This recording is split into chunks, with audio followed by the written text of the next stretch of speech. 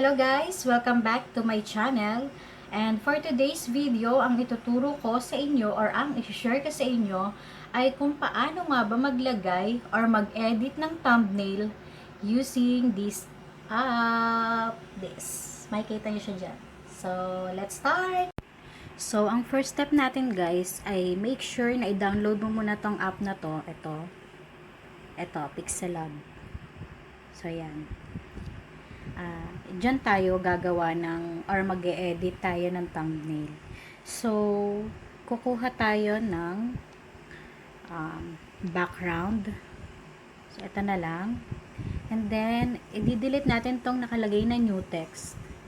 Click mo yan. And then, punta ka dito sa tatlong dot and image size and YouTube thumbnail. Okay mo yan. So, mag-start na tayo mag-edit. Edit lang. And, lagay natin itong paano gumawa or mag-edit ng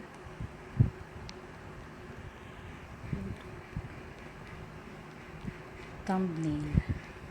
So, yan guys.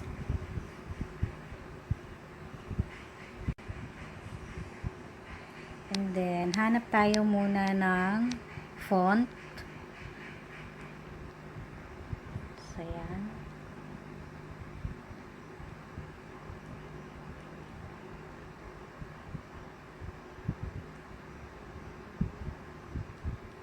Oh my God! Wow!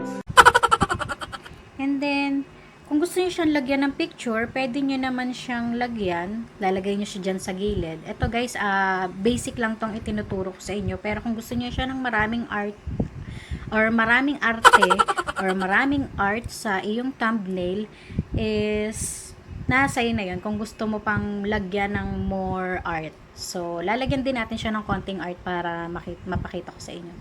So, punta lang tayo dito sa plus sign. And then, hanap tayo ng sticker. Hanap tayo ng sticker.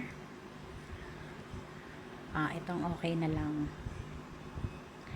Yan. And then, isa pa. So, hanap tayo ng sticker. Itong 100. Then, yan. Pwede kayong maglagay ng picture, guys. Paulit-ulit.